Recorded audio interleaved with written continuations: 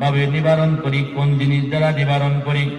তুমি মনে করো না গোবর নাপাক, তুমি মনে করো না প্রবাহিত রক্ত নাপাক, বিদায় এই দুই নাপাকের মধ্যখান থেকে যে দুধটা বের হবে সেটাও হয়তো নষ্ট হবে। আল্লাহ বলেন না না, যে দুধ আমি আল্লাহ তাআলা বের করে তাকে পান করাই, নিরেট পিওর সাদা দুধ আমি আল্লাহ তাআলা বের করে ওই পিপাসিত গাভীর বাচ্চার পিপাসা নিবারণ করি আমি আল্লাহ। কথা বলেন ঠিক কিনা?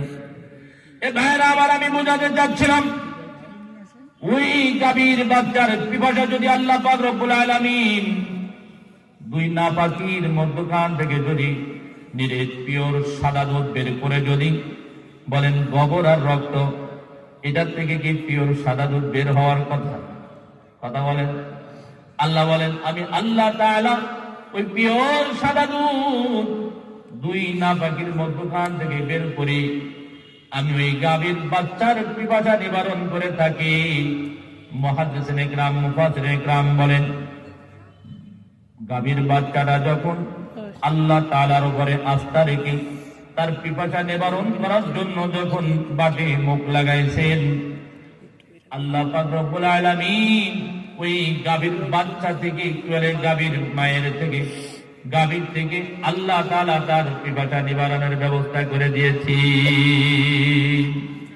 ঠিক তদ্রূপ যদি আমি আপনি বসে যাই, আল্লাহ তাআলার উপর আস্থা রেখে বক্তার যোগ্যতায় কথা বের হয় না, বক্তা নিজ যোগ্যতায় কথা বলে না, যতক্ষণ পর্যন্ত আরশে আজিমের মালিক বক্তার জবান থেকে সঠিক কথাগুলি বের না করে ততক্ষণ পর্যন্ত বক্তার শক্তি নাই কথা বলার। কথা বলেন ঠিক কিনা?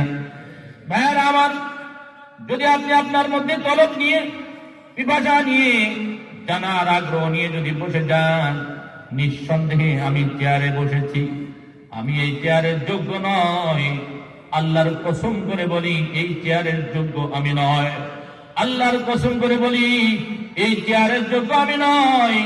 কিন্তু যে মহান রবের দ্বীন প্রচার করার জন্য, কালাম বলার জন্য আমি আপনাদের সামনে বসেছি, ওই মহান রব কোন দিক থেকে অযোগ্য নয়। কথা বলেন ঠিক কিনা? পারবো তো ইনশাআল্লাহ?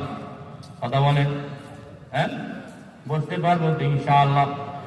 এদিক সেদিক কথা বলে আমার সময় কাটানোর কোন সুযোগ নেই। একেবারে অল্প সময় হাতে রয়েছে, এই অল্প সময়ের মধ্যে কাজ অনেক করতে হবে। আমি কোরআনে কারীমের অতি পরিচিত একটি আয়াতে কারিমা তেলাওয়াত করেছি। এই আয়াতকে সামনে রেখে, হাদিসকে সামনে রেখে সংক্ষিপ্ত আলোচনা করবো ইনশাআল্লাহ। তার আগে আমি একটু দেখাই, ময়দানে যারা বসে আছেন দেখি কোন কোন শ্রেণীর মানুষ আছেন, আমার জানার দরকার আছে না নাই?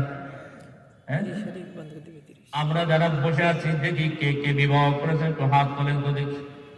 বিবাহ করেছে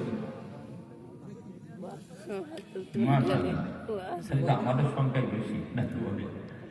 আল্লাহ এবার দেখে একটু কে কে বাবা হয়েছেন, একটু হাত তুলে আল্লাহ